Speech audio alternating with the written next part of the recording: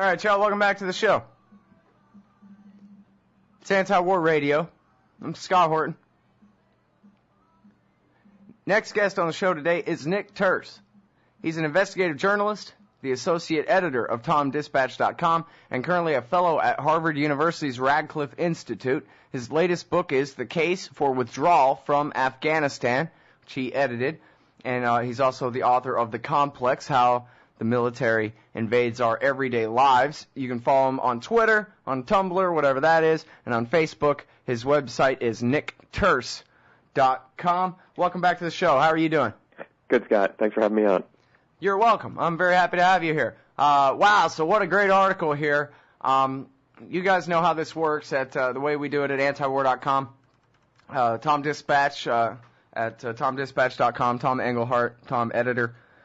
He does a little introductory piece, and then he has the main piece that he's kind of hosting there. And so at antiwar.com, we run them all under Tom Engelhardt's name. There's a great William Hartung piece there on the site today, but if you just look at Tom Engelhardt's archives, this is the one before that. All bases covered by Nick Turse and Tom Engelhardt, and your part of the article is called Empire of Bases 2.0. Does the Pentagon really have 1,180 foreign bases? So, Nick, does the Pentagon really have 1,180 foreign bases? Well, it's a really good question, and it was one that I was trying to answer. What I'm relatively sure of is that there are no less than 1,077 bases or sites in foreign countries.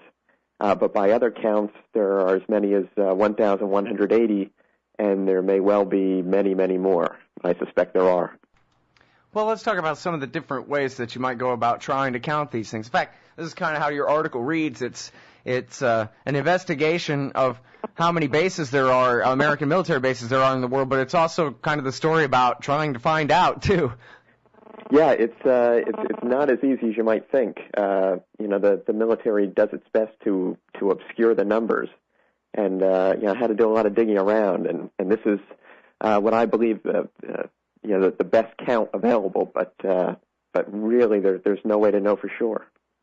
All right, well, tell us about, the research that you did, because it does seem like it's kind of part of the story, not just the different kind of numbers you came up by the different counts, but, where the different counts come from. Sure. What's really instructive is, when I dug into, how many bases there are in Afghanistan, and this is something that I've covered at Tom Dispatch for the last year or two. Mm-hmm. Just trying to follow up on this was a major chore, and it kind of it's a microcosm of the larger story.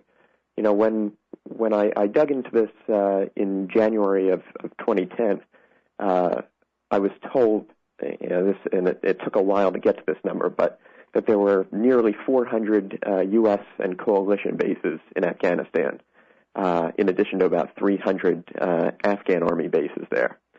So when I tried to follow up this fall, I contacted the ISAF Joint Command Public Affairs Office, and they told me there were 350 bases in Afghanistan. So I was wondering where these other the 50 missing bases went. I had expected the bases to grow by 10 or 15, and now instead 50 were missing. So then I contacted a public affairs officer there, and he told me there were 250 bases. So now we're looking at a loss of 150 bases, which I was relatively sure really wasn't the case. What I thought was that the military really didn't know how many it had, that they lost track. It really is like life in a Joseph Heller novel, isn't it? It really is, yeah. I wonder if anybody, or maybe like that movie Brazil, that Terry Gilliam flick. Yeah. You think anybody knows?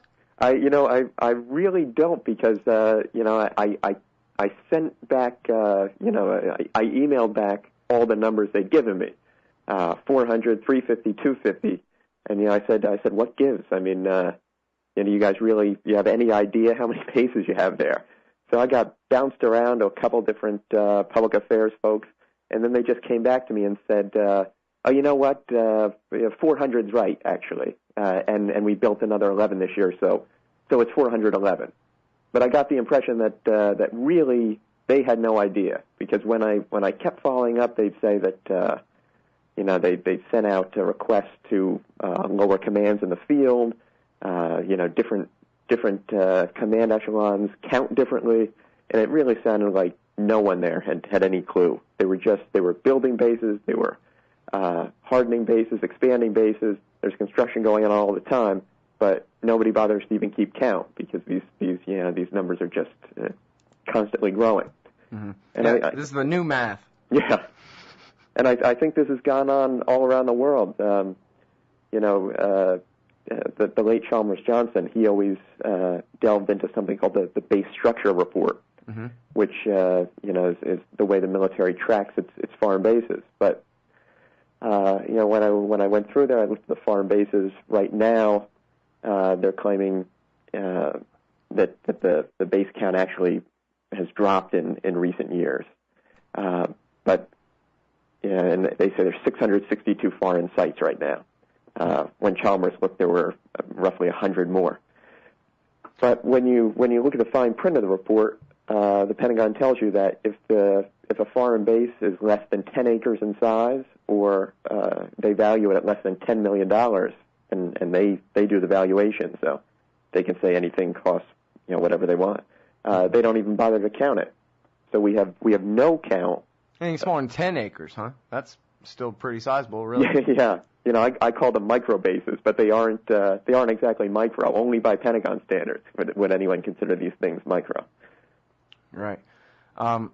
Well, that actually answers one of my questions, because I think I remembered. Well, actually, I'll ask it anyway and let you kind of maybe clarify more. Sure. I saw criticism of Chalmers Johnson and his most cited number of bases, which I think he always said like 750 or something like that, roundabouts, and people always cite that. But somebody said, nah, come on, that counts every rented storage shed in Germany or something as its own little standalone base or something. That's not possibly right. There's actually only this many bases in Germany, and you're calling things that don't amount to bases. But you're saying, no, they got to be more than 10 acres to even be counted, or at least that's what the Pentagon says. That's right. Chalmers took the Pentagon's number. The Pentagon doesn't call them bases, and Chalmers always made this point. They call these things sites. It's just the way they refer to it. And so they're really the ones conflating this with that, perhaps. Yeah, they make it very obscure. I went through and I knew about these criticisms, and I did a count where I tried to remove from the count anything that was only could be tenuously construed as a base.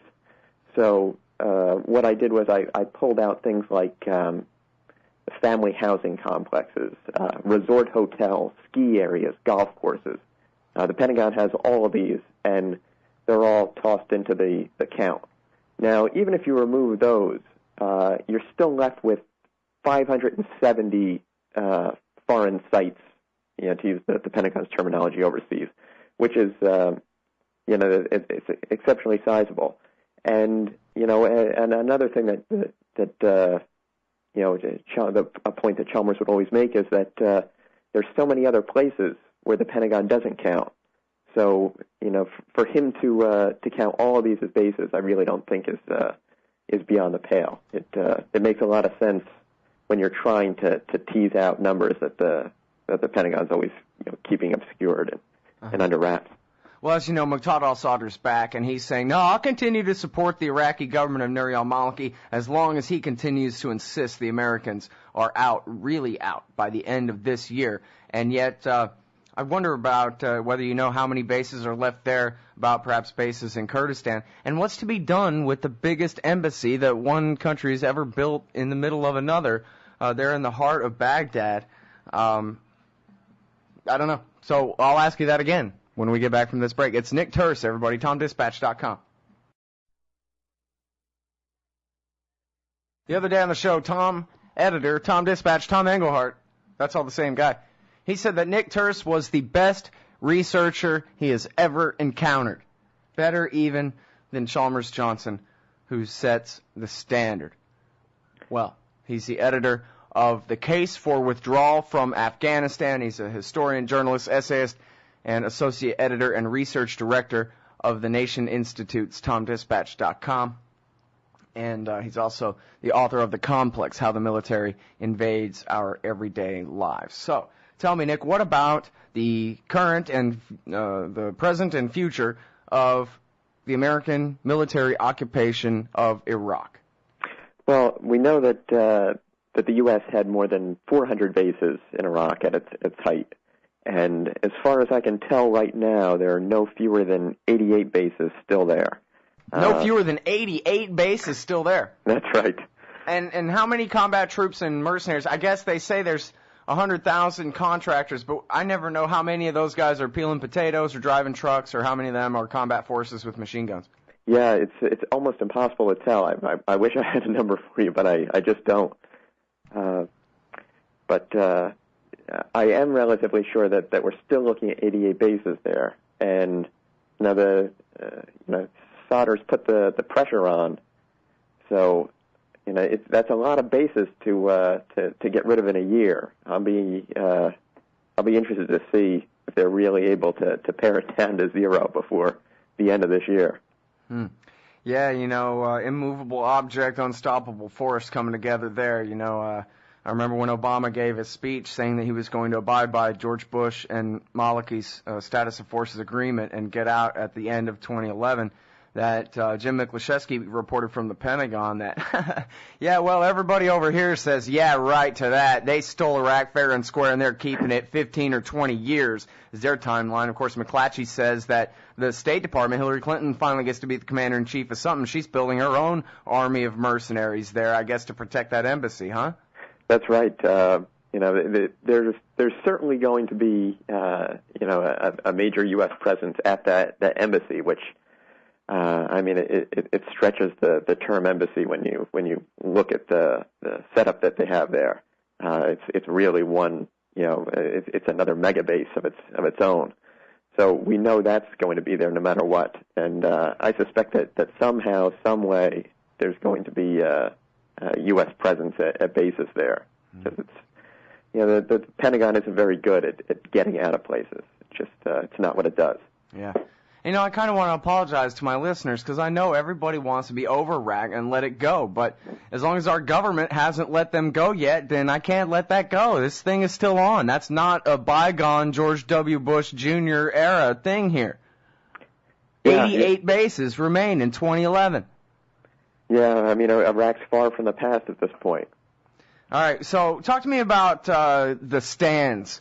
I'm always concerned, Raimondo, I think, is insightful when he says, oh, well, look, if you accept the premise that we have to fight anywhere that Al-Qaeda could have a base, then never mind that means Germany or Florida or whatever, too. Maryland down the street from NSA headquarters where they stayed, the hijackers, I mean. But if you accept that premise, you could make the rhetorical argument, well, that means we have to follow them all the way to in every part of Arabia and Yemen and Somalia. That would be the typical thing. But Raimondo says that means we might have to follow them into Uzbekistan and Kyrgyzstan and all these stand countries that Americans will never find, even if we are at war with them. And I wonder whether you think that that's a danger, that the bases in those stands will end up being actual war bases, not just resupply depots for the Afghan disaster. Yeah, it's always a worry, and the Pentagon just, it's always looking for places where it can put down roots. It's always tough to tease out what's going on in the stands. How many bases are we talking about in Kyrgyzstan and Uzbekistan and so forth? Yeah, we don't have a good count. It's not something I was able to ferret out. I spent some time too trying to dig into even what's in Pakistan. If you look at the numbers of personnel that are deployed to Pakistan in the military's records, you can see that there are hundreds of troops there in Pakistan. But if you look at the base count, there's none listed. But we know that there are bases where drones, at least one base, maybe more, that drones are taking off from. Because of the reporting work of Jeremy Scahill at The Nation, we know that there's a joint special operations base in Karachi. But these bases in the stands, they're off the map, and they're really tough to parse out exactly what's going on there. Well, now they say that AFRICOM has had trouble making a deal to find a country that will host their headquarters. So they're still headquartered in the United States, but it seems like once I guess if I understand right, Africa basically being considered less important was divided between the Southern Atlantic Command or something like that and the Middle Eastern Command, but now it has its own Pentagon Command. It seems like, I guess like any government program, they can only expand from here. Can you tell us much about the American military presence on the continent of Africa? Well, none of the African nations want to be the home base for AFRICOM. Because of the idea that it smacks of colonialism, and no one wants to be tainted in that way. But the U.S. has troops deployed all over there, all over Africa, and they have a major base, say at Djibouti, Camp Lemonnier. Mm-hmm. This is where they've had a joint task force based out of there since right after 9/11, and it's actually an old French Foreign Legion base that the U.S. took over. Yeah, it really is fitting. And so there's what is now a permanent presence there, and then there's they're always having roving missions in different places in Africa, and they go in an advisory capacity to work with African forces. They're always in as trainers and advisors. So there's a major presence on the African continent, even if AFRICOM itself can't find a home. I suspect it will at some point, though. All right. Now, a few minutes left. I kind of want to ask you the big why all this. Your book, The Complex, and this work on the bases around the world, and obviously it's America's facing a $14 trillion national debt right now. It seems like there must be, if not a real good reason, a real powerful movement behind this imperialism. But I was wondering if maybe before you address that, if you could sort of sketch the military presence in Latin America these days, because I know it's changed, and I also know I don't know really very much about it. Presence in Latin America. Well, a lot of the Latin American nations have pushed back in some way, other than places like Colombia. The U.S. it's really let its focus has been elsewhere. So I haven't seen much in the way of digging in there. They put most of their base efforts in what they had referred to for a long time as the arc of instability. So base construction and expansion has gone into, say, the Persian Gulf region, with the idea that they might have to get out of Iraq. That's where they've been, digging in right now and expanding bases. So, Latin America is actually, they've been off the hook for a while. They haven't, they haven't had to endure, U.S. bases, U.S. expansion there. I guess just Colombia and Costa Rica, and are there more, or that's about it? Because I remember the Ecuadorians, I guess you say, kicked them out. That's right. That base was turned over. They, the president of Ecuador actually said that the U.S. could keep their base as long as he could put a military base in Miami. Right. And the Pentagon didn't go for that. So what a great line. Yeah. Yeah, the American military will run Miami. We were just talking about the article about how they're going to start flying drones over Miami. It'll be in the guise of the local police, but the feds are paying for it. So anyway, there may not be time left, but this sure seems crazy and extremely expensive. And there's really not that many Soviet Unions left in the world to justify, monopoly power in every ocean on every continent. Is it just the greed of the military-industrial complex, or is there any real rhyme or reason behind this other than people trying to reach in the till and get their share of the Pentagon pie? Well, there's a lot of money in it. The service branches, they're always looking to expand at the other's expense, and none of them wants to give up their base. They want, someone else to downgrade their position elsewhere. there's a lot wrapped up in this, but a lot of it comes down, as it always does, to power and money. Yeah. Well, it sort of seems like it's kind of a free-for-all up there now, and nobody really has any idea. I mean, I don't know if the wise men were ever wise, but now we got either Doug Feith or Michelle Flournoy, and it just seems like, who's running things up there? Nobody? Does make you wonder. It seems like if anybody was running things, even really terrible people, they would put a brake on some of this stuff because they're cutting the throat of the golden goose, Yeah, in a country that's in, has crumbling infrastructure and is in such dire financial straits, you'd think that, at least cutting bases in places like Germany or Japan or Italy would at least, make sense to someone. Yeah. Well, maybe the thieves on Wall Street have to make sure that the generals are able to thieve enough for themselves that they'll continue to allow them be the thieves on Wall Street. Well, and for that matter, the thieves in the White House. And I'm sorry because I screwed up my cliche. It's the goose that lays the golden egg. And the moral of the story is, let him keep laying his golden eggs. You don't have to cut his throat, cut him open, and look for more golden eggs in there. Be patient. He'll lay another one, or she'll lay another one in a little while, Right. That's what the American people are, We're supposed to be, but we're just, I guess they rather take us for our down and make a pillow to lay down and die on. Huh? You like that? Pretty good. All right. I'm sorry. I'm letting you off the hook.